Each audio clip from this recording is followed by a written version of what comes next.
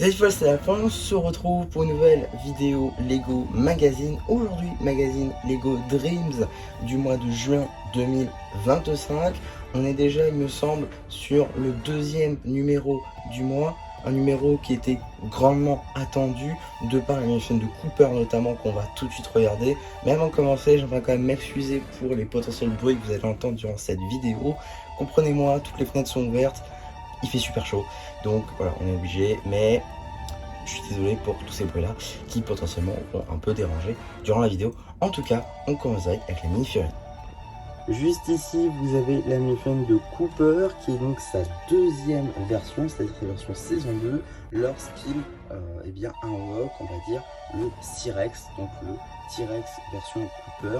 Donc voilà un set du coup Lego qui existe, d'où cette mini-figurine est tirée à la base et qui est une à la base même exclusive. Un set à 75 € du coup. Donc l'avoir ici c'est plutôt sympa. Néanmoins, sans sa veste, elle est également apparue dans un numéro qu'on n'a pas eu en France. Sans sa veste, juste la même mini-figurine mais sans la veste, voilà. Donc là, la revoir avec la veste, plutôt sympa, cette fois-ci en France.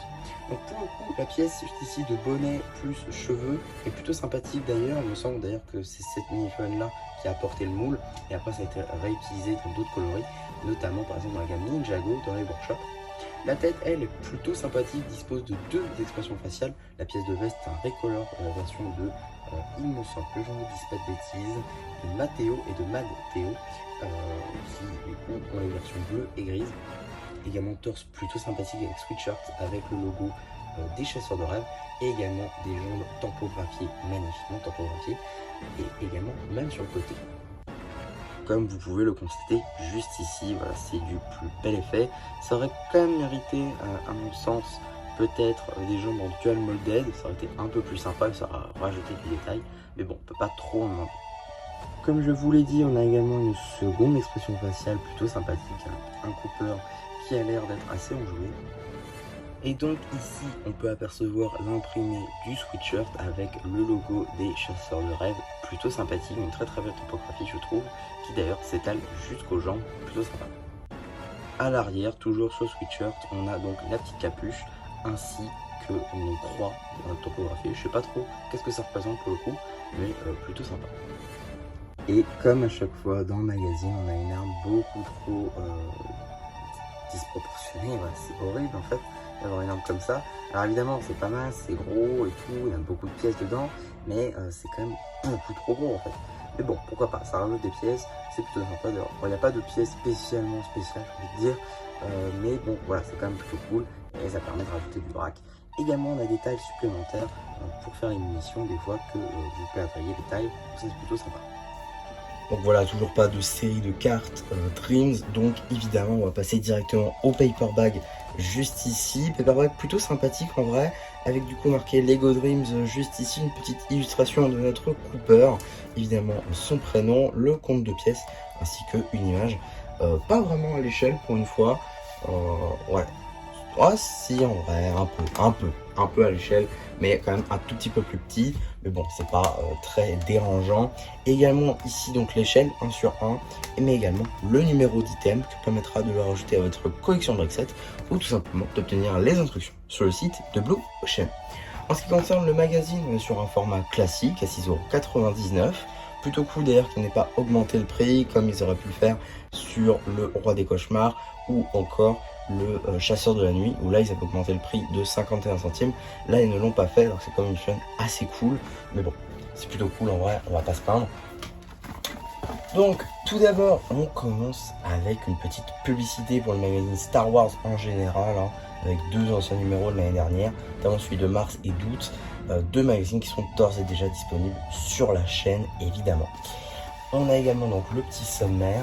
On commence directement avec la bande dessinée qui sera évidemment disponible sur la chaîne BD. C'est juste le temps que tout le monde, que toutes les BD plutôt soient disponibles avant que la chaîne principale et la chaîne BD soient, on va dire, collées et sur les mêmes dates. Enfin bref, ça devra arriver dans quelques mois. En tout cas, on a quelques petites publicités juste ici pour des sets, notamment Lego Dreams sont sortis le 1er juin. C'est plutôt cool, on n'a pas des sets de janvier qu'on ne connaît que trop bien. Là, on a des sets du coup de juin, donc c'est vraiment de la nouveauté. Ça, c'est plutôt sympa. Avec notamment le set qui permet d'obtenir le Spaceman en Earth Blue. On a également donc la deuxième partie de la BD. Voilà, bon, je vous la spoil pas évidemment. Là, on a un poster visiblement pour le Cooper Rex, donc le C-Rex, si je dis pas de bêtises, pourquoi pas. Ici, un poster pour le robot chevalier de Matteo. D'ailleurs, ça va me rappeler que maintenant on a 2 robots chevaliers chez Lego, un dans la gamme Dreams et un dans la gamme Ninjago Legends. Ouais, petit aparté. Et donc la suite du premier poster. Et là, on peut voir du coup Cooper comme dans la série. Voir du coup que l'animation est assez représentative de ce qu'on peut voir dans celle-ci. Et également on a une petite enquête juste là, plutôt sympathique, qui n'est pas donc à la dernière page du magazine, parce que sinon si on l'envoyait, ça veut dire qu'on ne pouvait plus obtenir, enfin on savait plus quand c'était le prochain, donc là c'est quand même cool. Donc il y a pas mal de sets en vrai à gagner, hein. Des gros sets, notamment le Château Nocturnia à 200 €, le Corbeau de la Nuit disponible en review sur la chaîne d'ailleurs si ça vous intéresse. Alors elle a assez bien marché, donc merci à vous. Et Matteo et Z-Blob, le robot chevalier, également un set assez cher. Donc pour le coup, gagner des gros sets comme ça, bon c'est une chance sur je ne sais combien, mais c'est quand même plutôt sympathique. Alors là j'imagine que c'est comme la dernière fois, hein, on doit donc noter un peu le magazine. Comment est-ce qu'on a découvert le magazine Dreams? Est-ce qu'on a envie de lire le prochain numéro? Je trouve important d'être informé sur les produits Lego Dreams. Ça c'est pour savoir si on doit avoir plus de publicité dans le magazine. As-tu regardé la série animée Lego Dreams? Est-ce qu'on doit la mettre sur YouTube ou pas? Voilà, non mais c'est intéressant. À part toi, combien de personnes lisent le magazine Lego Dreams? 0. As-tu déjà lu les magazines Lego suivants? Bah oui, je suis un pigeon. Non, en vrai. Non, je suis méchant. Non, en vrai, il y a beaucoup de magazines qui sont très bons. Je pense notamment au magazine Minecraft, qui déçoit rarement plutôt. Je vais pas dire jamais, mais qui déçoit rarement, puisqu'il y a beaucoup de films très cool. Ils remettent pas que du Steve, plutôt cool. Star Wars, des fois, c'est plutôt sympa, sauf quand on a un véhicule en brick build, donc ça part en vrac. Spider-Man en ce moment il tourne un petit peu en rond, mais des fois quand on a des super vilains c'est plutôt cool. Ninjago, rien à dire là-dessus, ça permet d'avoir des fusions exclusives pour pas cher, c'est génial. Jurassic World c'est peut-être le maillon faible, on a toujours du Owen. Ninjago Legacy je ne peux que soutenir de par notamment la boîte en métal, mais également le fait qu'on a 2 mini-figurines et que bien souvent on a des fusions plutôt cool, surtout maintenant qu'on a des fusions Dragon Racing dedans. Batman, c'est comme Jurassic World, c'est un peu le maillon faible. Soit on a de la construction, soit on a un Batman qu'on a déjà eu en 1 million d'exemplaires. C'est pas très intéressant. Sauf là le prochain qui arrive avec le Superman, ça c'est plutôt sympa. Et surtout les boîtes en métal, c'est ça qui m'intéresse le plus, on va pas se mentir. Et Marvel Avengers, du coup, ça dépend le magazine, mais par exemple l'armure d'Iron Legion c'était parfait. Par contre là le prochain, d'ailleurs je l'ai actuellement, c'est le magazine avec Captain America. Bon c'est un remake en fait, donc ouais pas super intéressant on va dire, surtout si vous avez déjà eu la mini-figurine.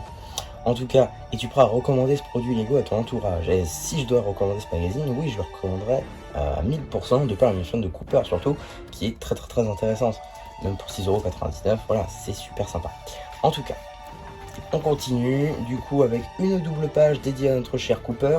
Juste ici, donc une page qui le présente, une page instruction plus jeu avec le personnage. Voilà, plutôt sympathique. On a également des jeux ici donc avec Logan et les Gnomes de la Nuit et le Chasseur de la Nuit. Voilà, plutôt sympa, avec également aussi un petit plan du pistolet que possède, du canon plutôt, le foudroyeur des rêves, pardon, qui du coup est possédé par Cooper dans ce magazine. On a également un jeu sur double page plutôt concernant la sorcière de la nuit, juste ici. Pourquoi pas, ça reprend j'ai l'impression des éléments des sets, notamment je pense au corbeau, je pense également aux toiles d'araignée violet qui peuvent provenir par exemple du corbeau de la nuit. Également donc d'autres petits jeux juste ici, voilà, sur le thème de la saison 2 notamment. Et juste ici une page info sur la sorcière de la nuit, voilà, qui est donc la méchante de la saison 2. Bon, saison 2 qui est d'ores et déjà disponible depuis maintenant un an sur Oku par exemple. Donc voilà, rien de très nouveau on va dire, même si c'est une méchante quand même plutôt sympa j'ai trouvé.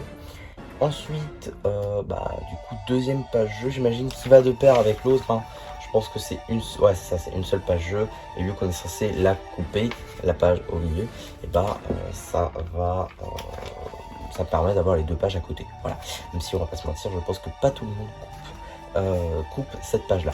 En tout cas, on continue du coup avec une review papier du set. Est-ce que oui, bien évidemment. 771 487. Bon, pourquoi pas. Alors un set du coup plutôt sympathique, donc c'est le Z-Blob 20 en 1. Alors c'est un set que je possède. Je crois que la review elle n'est pas encore sortie. En tout cas je l'ai faite, c'est sûr, juste qu'elle est programmée. Mais voilà, un set plutôt sympa en vrai. C'était plutôt cool. Il y a pas mal de pièces assez intéressantes, notamment Matteo qui reprend un torse de Spaceman, mais également donc la nouvelle pièce de Z-Blob qui est juste magnifiquement moulée. C'est comme dans la série, c'est juste parfait. Petit set donc à 10 €, très très très sympa et qui a beaucoup de rejouabilité. Ça c'est quelque chose que je trouve plutôt sympathique. Avant de passer au prochain, on va rapidement regarder les publicités. Rien de bien enjaillant, hein, je vous rassure. On a tout d'abord une petite publicité pour le magazine Jago Dragon Rising en général, avec du coup 3 anciens numéros, notamment celui de mai 2024, celui de janvier 2024, mais également celui de février 2024. 3 magazines d'ores et déjà disponibles sur la chaîne, des fois que ça vous intéresserait. Et également une petite publicité pour le prochain magazine Lego Minecraft, un magazine plutôt sympathique, notamment pour le skin juste ici, et également l'Underman qui refait son grand retour dans le magazine. Mais donc, qu'est-ce qu'on a dans le prochain magazine Lego Dreams? Eh bien, nous avons juste ici un mission de 0. Et ça, c'est plutôt sympa d'obtenir la chaîne de 0. Bon, ça sort le 19 septembre. Ok.